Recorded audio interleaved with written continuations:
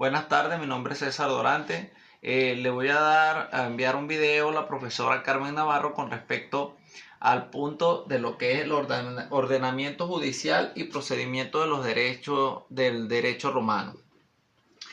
Cabe destacar que nosotros tenemos que conocer, de acuerdo a la materia de Derecho Romano 2, que existe un ordenamiento judicial y potestades de los magistrados romanos, que son el Imperium Nerum, el Imperium Mixtum y la Jurisdictio, ¿verdad? En este extenso análisis nosotros debemos saber primero qué se consideraba el imperio. En los tiempos de la monarquía, cuando en la antigua Roma existía la monarquía, se le otorgaba a diferentes magistrados dentro de las instituciones romanas, ¿verdad? Ciertos valores de potestades y de poderes para que ser ejercidos. Entre esos estaba el Imperium Nerum. El Imperium Nerum era nada más que el significado relacionado con la fuerza de las decisiones judiciales que tenía el magistrado romano para ser ejecutada. En estos casos el nivel máximo era otorgado al magistrado máximo, que era el rex en este caso. Luego esas potestades fueron prácticamente avanzando o evolucionando a medida que las instituciones romanas iban cambiando, ¿verdad? En primer lugar, cabe señalar que ese poder que ejercía el rex pasa posteriormente a ser ejercido por los cónsules como magistrados principales del Imperio Romano. Asimismo, debido a la evolución histórica de Roma, ¿verdad?, que luego de una monarquía pasó a una constitución republicana y posteriormente a una constitución imperial, donde el imperio máximo se le daba al emperador, ¿verdad? Era el poder para legislar, ser el pontífice máximo y dictar leyes y de casos particulares. Debido a la amplitud que llegó a tener el Imperio Romano, también se fueron designando magistrados particulares para cada caso en particular, de acuerdo a la legislación romana. Ok. Asimismo, podemos decir que teníamos una distinción conceptualizada entre el procedimiento y el proceso, donde se realizaba que cualquier causal jurídica en la época romana dependía de diversos factores vinculantes, donde se debería representar a la persona, ¿verdad?, a través de algo inquisitivo y secreto, ¿verdad? Se podía aplicar el tormento al acusado, los poderes del juez eran cada vez mayores, invadían los poderes del acusador privado y aún de los testigos. En su inicio, el juicio siempre fue oral y público, dándole a los litigantes la obligación de reproducir fórmulas para defenderse en cada caso particular. Este formulario siguió predominando a lo largo de la histórica romana, ¿verdad? Pero, sin embargo, se dejaban redacciones por escrito de cada caso, ¿verdad? Los procedimientos civiles romanos, llamados así ordo iudicicorum privatorum, intervinientes en fase, formas, lugar y tiempo. Prevalece la actividad de las partes de la sentencia, se deriva de la litis contestatio. Incluye dos procesos fundamentales, la legis actiones y el procedimiento formulario. La legis actiones era un proceso caracterizado por su tramitación oral ante la presencia de un juez, ¿verdad?, donde se valía del sacramentum, el iudicis y el albitorius postulationem, la conditio, también asimismo la manus in intentium, la manus iniectio, ¿verdad? Cada uno de estos términos poseían unas particularidades que eran de acuerdo a la condición del acusado y el acusador, que en estos casos podían ser limitaciones vinculantes. De acuerdo a la gravedad del asunto, se privaba de la libertad que poseía el acusado. De una manera preventiva, el Estado pudiera abrogarse cada una de las violaciones que deberían ser amonestadas, ¿verdad? Asimismo, podemos decir que en los procedimientos de acciones de la ley estaba lo que se llama denominación, concepto, caracteres y clase.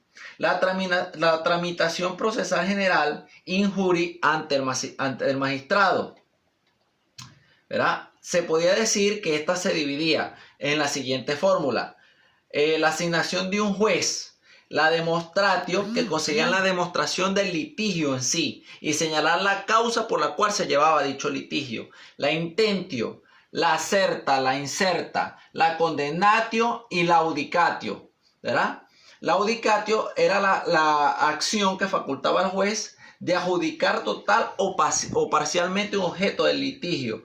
En esta parte de la fórmula solo existían casos en donde se ejercía una fuerza divisoria.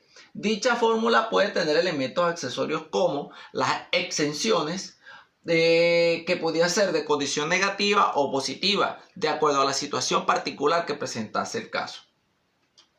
Asimismo, podemos decir que habían unas fases, de acuerdo a la legislación romana, que daban casos particulares de acuerdo a la clase o razón social que poseía el ciudadano.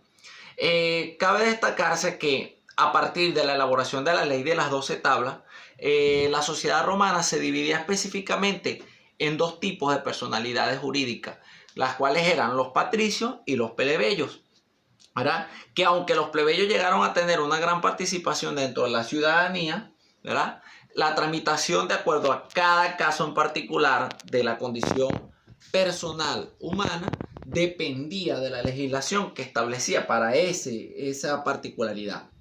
La característica más de esta tramitación general, más resaltante, podría decirse que era de la siguiente manera.